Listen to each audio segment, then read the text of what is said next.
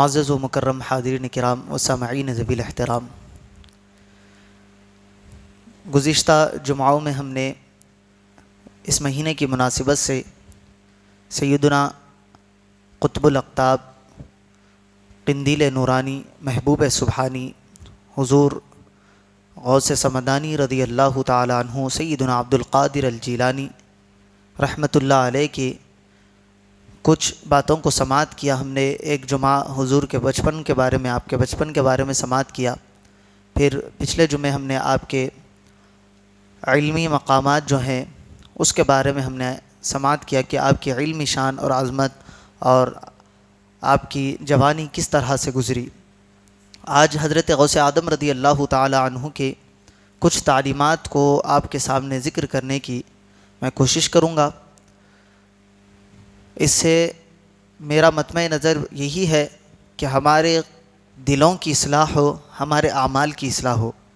آپ بھی سنیں تو یہی آپ کا مطمع نظر ہونا چاہیے کہ جو ہم سنیں گے اس سے اپنی زندگی کے اندر چینجز لانے کی، بدلاؤ لانے کی ہم کوشش کریں گے، کیونکہ ہم عام طور پر یہ ہوتا ہے حضرت غوث اعظم رضی اللہ تعالیٰ عنہ کا جب تذکرہ آتا ہے ہمارے پاس ہوتا یہ ہے کہ آپ کی زندگی سنائی جاتی ہے اور آپ کی زندگی میں سے کرامات کو بہت زیادہ ہمارے پاس سنایا جاتا ہے، اور ہم سن کر اتنے عادی ہو گئے ہیں، ہمارا معاملہ یہ ہو گیا ہے کہ ہم تعلیمات سے دور ہو گئے ہیں۔ حضرت غوث اعظم رضی اللہ تعالیٰ عنہ کی زندگی کا اصل نچوڑ آپ کی تعلیمات کے اندر ہے۔ جو تعلیمات حضرت غوث اعظم رضی اللہ تعالیٰ عنہ نے اپنے مریدوں کو، اپنے شاگردوں کو عطا فرمائی ہے، وہ آپ کی زندگی کا ماحصل ہے، وہ آپ کی زندگی کا لب لباب ہے، وہ آپ کی زندگی کا اصل پیغام ہے۔ اگر ہم اس کی طرف توجہ نہیں دیں گے، صرف کرامات پر اکتفا کریں گے، ہو رہا یہ ہے کہ ہم نے بچپن سے کرامتیں سنی، ہم عمل کے اندر پیچھے ہو گئے، عمل سے ہمارا کوئی واسطہ نہیں ہے۔ ہمارے نوجوان مسجدوں میں نہیں آتے، اس کی وجہ کیا ہے؟ ہم نے ان کو کراماتیں سنا کر یہ پیغام اور یہ میسج دے دیا ہے کہ جو اولیاء اللہ ہوں گے وہ اتنے لوگوں کو جنت میں لے کر چلے جائیں گے، مگر وہ کب لے جائیں گے وہ ان کی تعلیمات سے معلوم ہوگا۔ یہ ایک ہمارے پاس عام طور پر نظریہ بن گیا ہے کہ اولیاء اللہ ہے، نبی پاک علیہ الصلاۃ والسلام کی شفاعت ہے، یہ ضرور ہوگی۔ اللہ تبارک و تعالیٰ جس کی طرف نظر رحمت فرمائے گا اس کو بغیر کسی عذر کے جنت میں سے نکال کر جہنم میں ڈال دے گا، بغیر کسی عذر کے جہنم سے نکال کر جنت میں ڈال دے گا۔ یہ اللہ کی رحمت پر ہے، اللہ کے غضب پر ہے۔ اللہ جس کے ساتھ چاہتا ہے، جیسا چاہتا ہے معاملہ کرتا ہے، لیکن اللہ نے اپنے نیک اور مقرب بندوں کو، انبیاء کو، اولیاء کو یہ مقام عطا فرمایا ہے کہ وہ لوگوں کی شفاعت کریں گے۔ لیکن کیسے لوگوں کی شفاعت کریں گے وہ بھی تو ہم کو جاننا ہے۔ اگر کہیں عمل میں کوتاہی، لغزش ہو جاتی ہے، کہیں ہمارے اعمال خراب ہو جاتے ہیں تو اس وجہ سے ان کی شفاعت کام آئے گی۔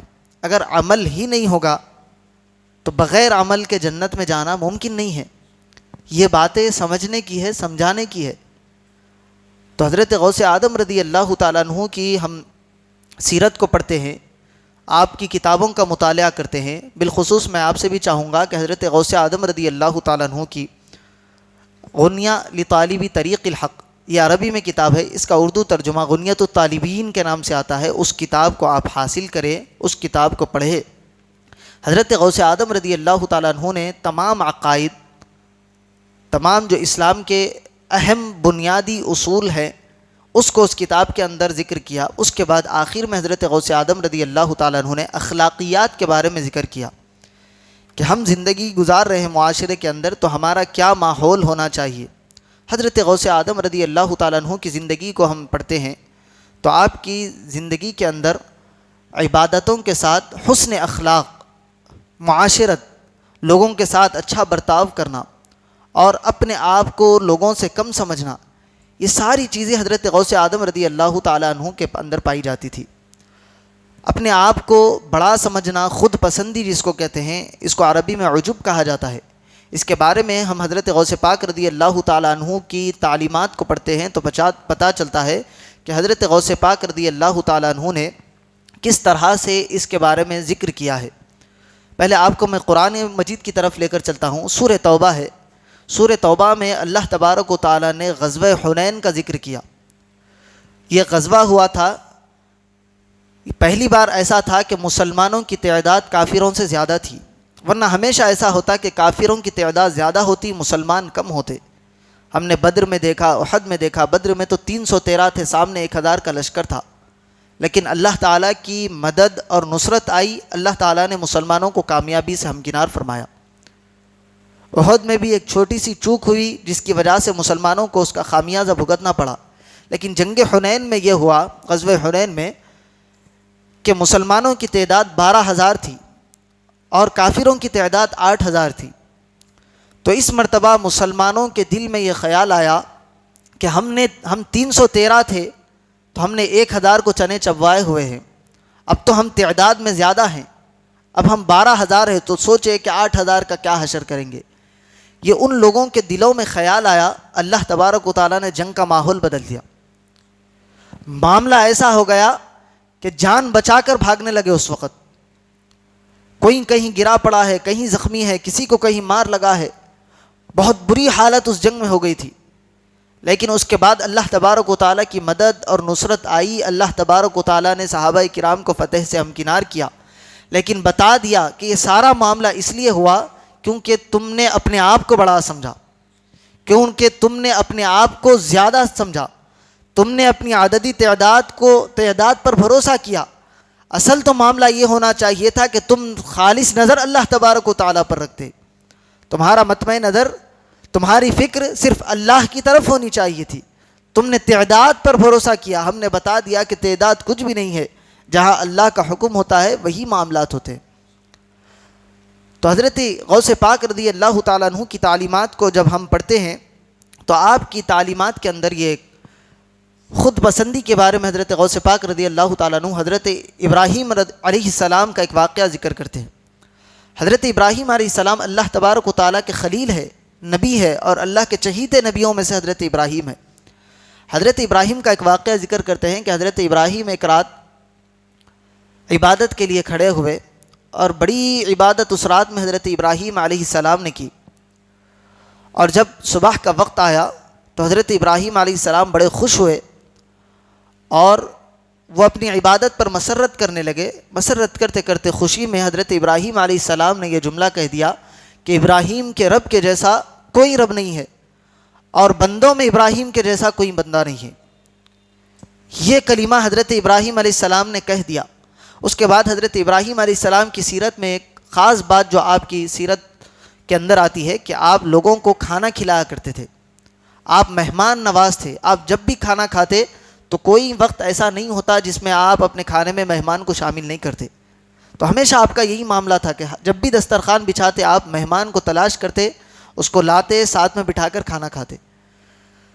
تو اب اس وقت یہ کلمات تو حضرت ابراہیم نے کہہ دیے، اللہ تبارک و تعالیٰ نے 2 فرشتوں کو آسمان سے زمین پر بھیجا۔ حضرت ابراہیم علیہ السلام نے دسترخوان لگایا، ایک بہترین باغ میں نہر کے پاس آپ نے اس کو دسترخوان لگایا، مہمان کی تلاش کے لیے حضرت ابراہیم نکلے۔ حضرت ابراہیم علیہ السلام کو وہ 2 فرشتے نظر آئے جو انسانی شکل میں تھے۔ حضرت ابراہیم علیہ السلام نے ان کو دعوت دی، انہوں نے ان کی دعوت کو قبول کیا۔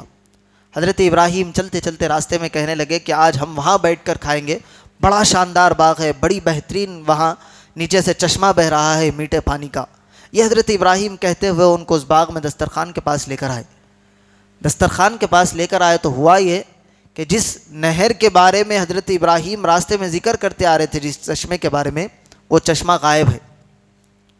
حضرت ابراہیم علیہ السلام جب اس باغ میں پہنچے تو پریشان ہوئے کہ میں بڑی تعریف اس کے پانی کی، اس چشمے کی، اس نہر کی کر کے ان کو لایا ہوں، اب یہاں آیا ہوں تو یہ باغ اور چشمہ غائب ہے۔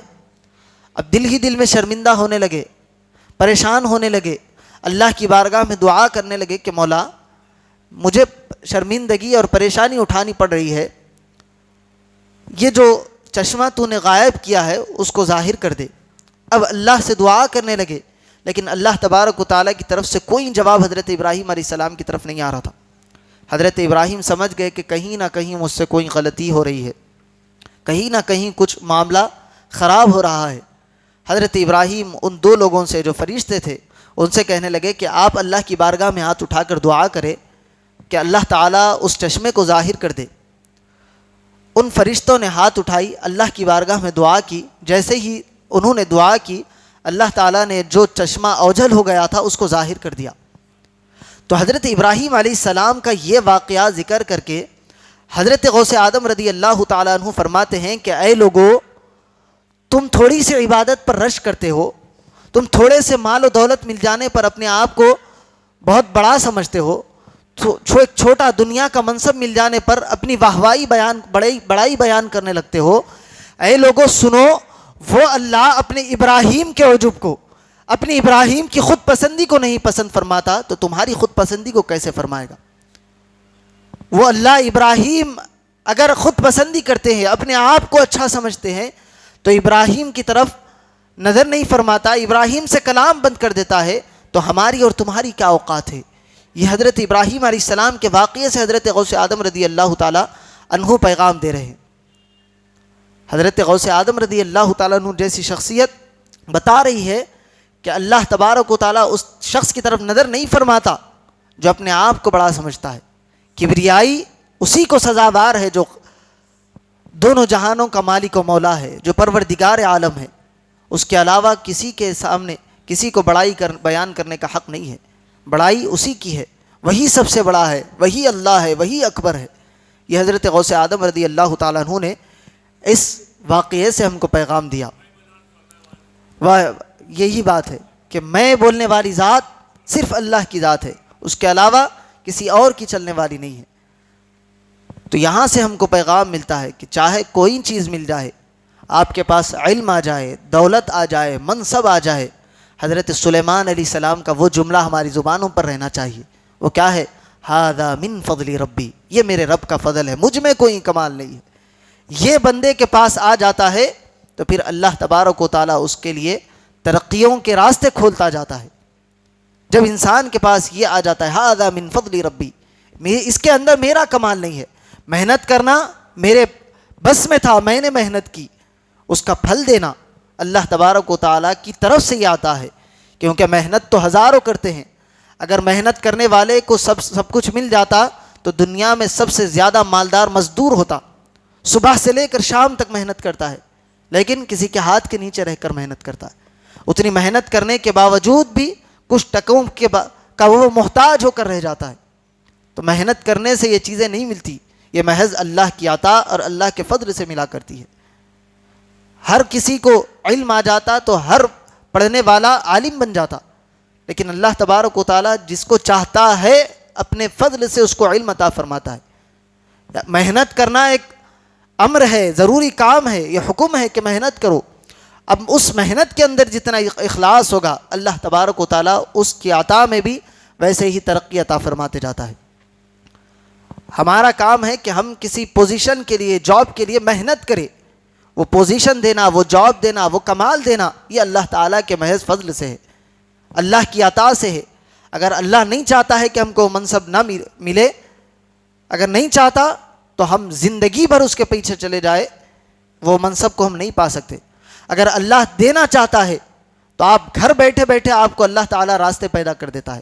یہ اللہ تبارک و تعالیٰ کا فضل ہے، یہ اس کی عطا ہے۔ تو ہمیشہ یہی ہمارے مطمع نظر میں رہنا چاہیے، یہی بات ہمارے سامنے رہنی چاہیے کہ جو ساری چیزیں ہو رہی ہے یہ اللہ تبارک و تعالیٰ کی طرف سے ہو رہی ہے، یہ اللہ تعالیٰ کے احسانات ہے، یہ اللہ کا فضل ہے۔ ہمیں کیا کرنا چاہیے؟ اس کا شکر ادا کرنا چاہیے، اس کی ناشکری نہیں کرنی چاہیے۔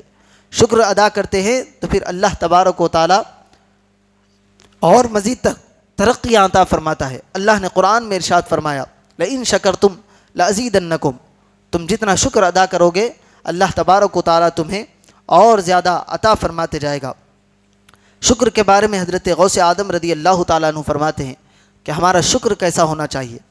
ایک نبی کا واقعہ ذکر کرتے ہیں کہ ایک نبی ایک پتھر کے پاس سے گزرے تو دیکھا کہ چھوٹا سا پتھر ہے، اس سے بہت سارا پانی نکل رہا ہے۔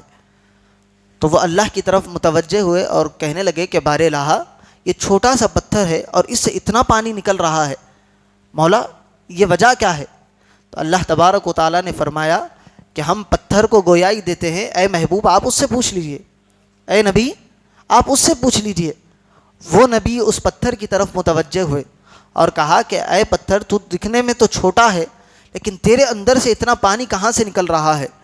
وہ کہنے لگا کہ میں نے جب سے اللہ تعالیٰ کا یہ حکم سنا ہے وقودها الناس والحجارہ کہ جہنم کا ایندھن، جب جہنم کی آگ جلائی جائے گی تو اس میں پتھر اور انسانوں کو ڈالا جائے گا، چھوٹے پتھروں کو چھوٹے انسانوں کو ڈالا جائے گا، یعنی جو بچے ہوتے ہیں اور چھوٹے چھوٹے پتھر، اس کو ڈال کر جہنم کی آگ جلائی جائے گی۔ جب سے میں نے یہ اللہ کے ارشاد سنا ہے تب سے میں اللہ کے خوف سے رو رہا ہوں اور یہ میرے آنسو ہے۔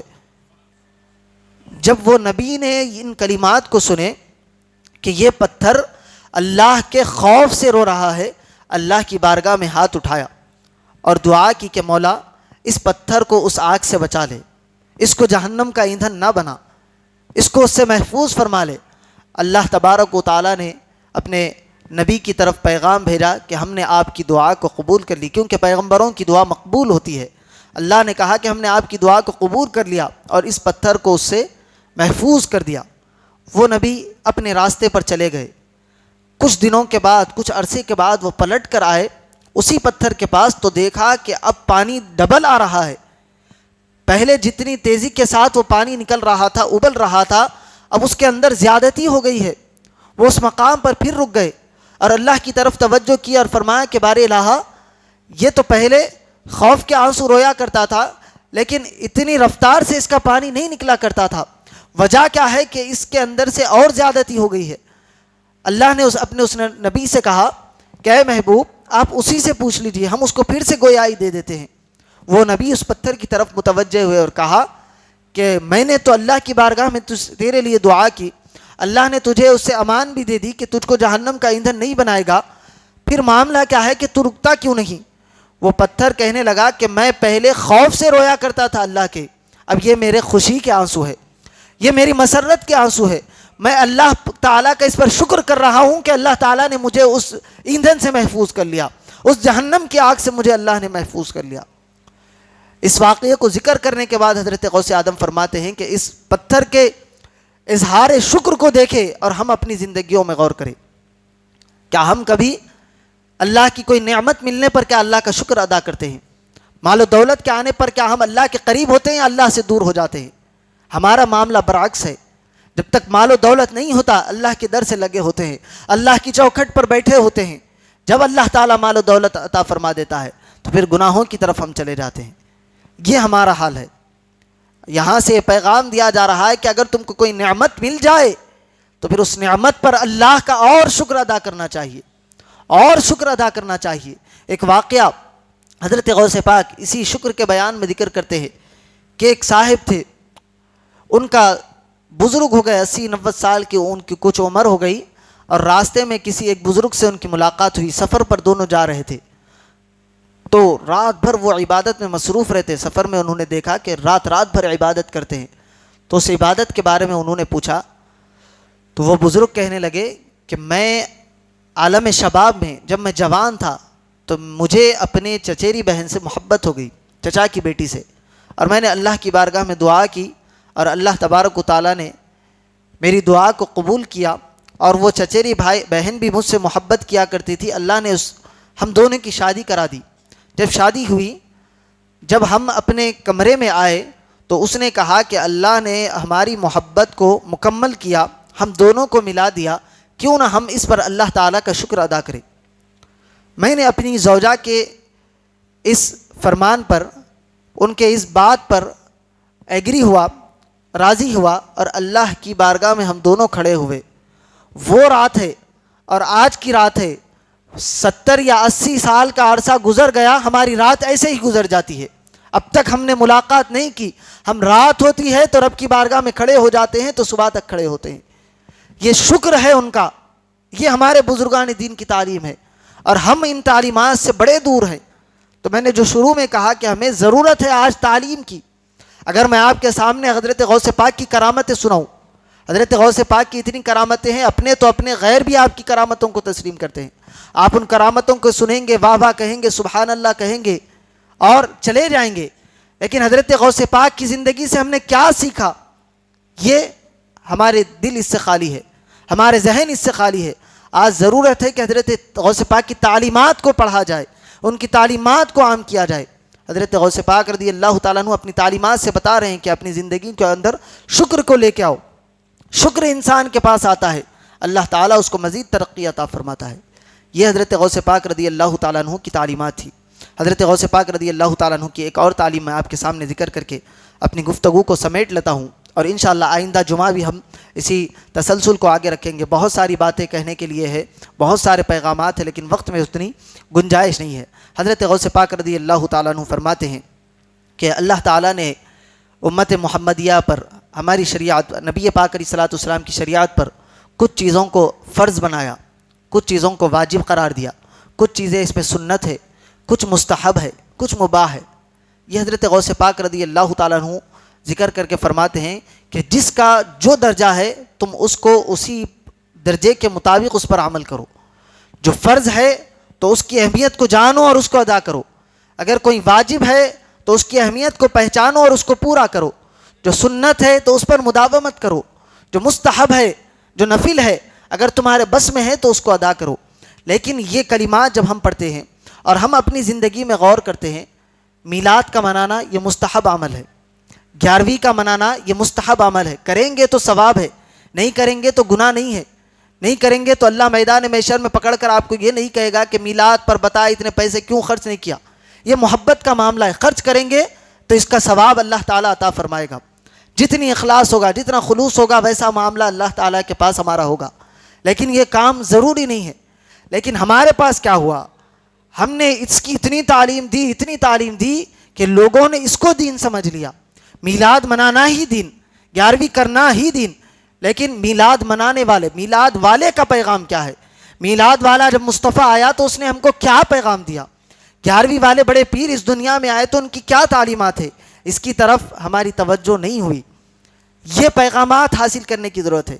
حضرت غوث پاک فرماتے ہیں کہ جس کا جو درجہ ہے تم اس کے اس درجے کو پہچانو، جو فرض ہے تو فرض کی ادائیگی کو مکمل کرو، واجبات ہے تو اس پر قائم رہو، سنت ہے تو اس کی مداومت کرو، ہمیشہ اس پر اختیار کرو، مستحب اور نفل کام ہے تو اگر تمہارے بس میں ہے تو کرو، نہیں ہے تو چھوڑ دو، یہ تمہارے بس میں نہیں ہے، تم سے پوچھا نہیں جائے گا۔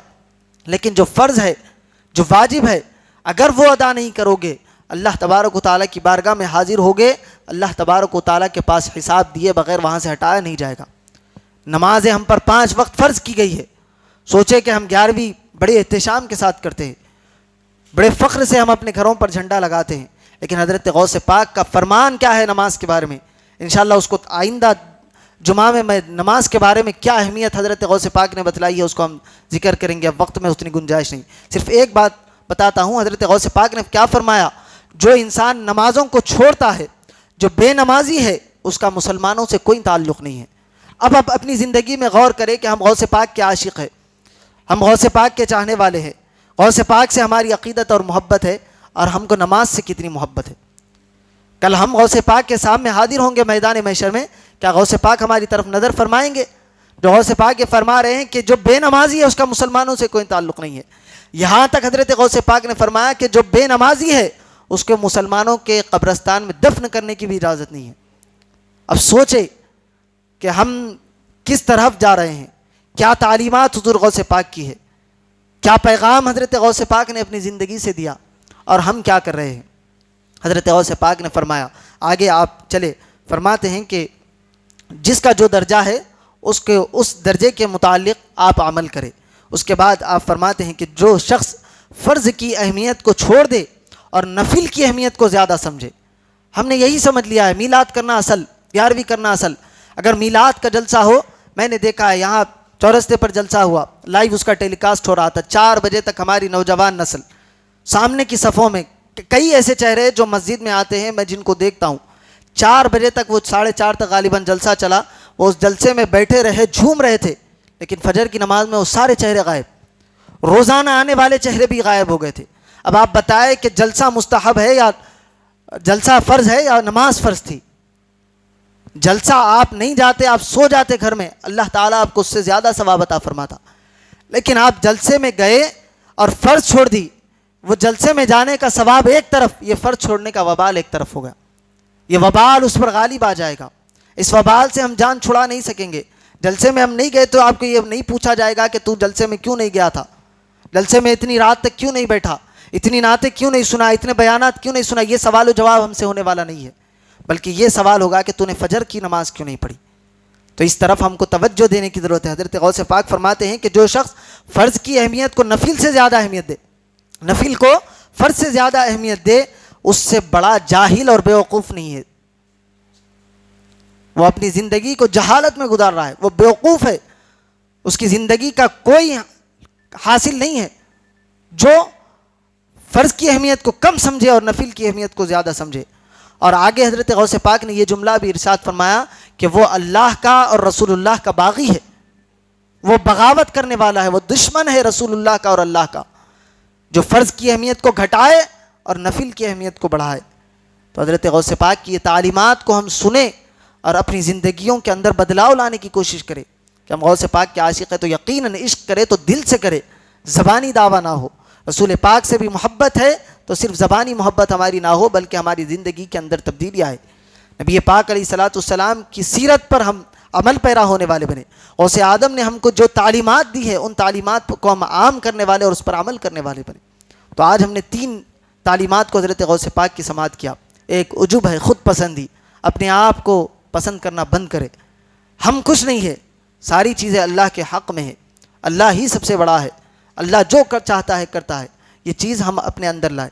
دوسرا، شکر کرنے کی عادت بنائے. جو بندہ شکر کرتا ہے اللہ تعالیٰ اس کے مقدر میں کامیابیوں کو لکھ دیتا ہے. ناشکری کرتے ہیں تو اللہ تعالیٰ دی ہوئی نعمت کو بھی چھین لیتا ہے. تیسرا، عبادت کی اہمیت کو جانے، جو فرض ہے اس کو فرض کا درجہ دے، اس کی اہمیت کو پہچانے. جو نفل ہے اس کی اہمیت یقیناً اللہ کی نظر میں ہے. جو بندہ فرائض کو پورا کرتا ہے اس کے بعد نفل کی طرف توجہ دیتا ہے اللہ تعالیٰ اس کو اور بلند مقام عطا فرماتا ہے. ایسا نہیں فرض چھوڑ کر جو بندہ نفل کی طرف جاتا ہے اس کو کوئی مقام حاصل ہونے والا نہیں ہے. ان چیزوں کو پہچانے، ان چیزوں کو جانے اور اپنی زندگیوں کے اندر عمل کرنے کی ہم کوشش کریں. ہم اللہ کی بارگاہ میں دعا کرتے ہیں کہ مولا کریم ہمیں کہنے اور سننے سے زیادہ عمل صالح کرنے کی توفیق عطا فرمائے. حضرت غوث پاک رضی اللہ تعالیٰ عنہ کی تعلیمات پر عمل پیرا ہونے کی توفیق عطا فرمائے. وصلی اللہ تعالیٰ وسلم علی خیر خلق سیدنا محمد وعلی آلہ واصحابہ اجمعین والحمد للہ رب العالمین.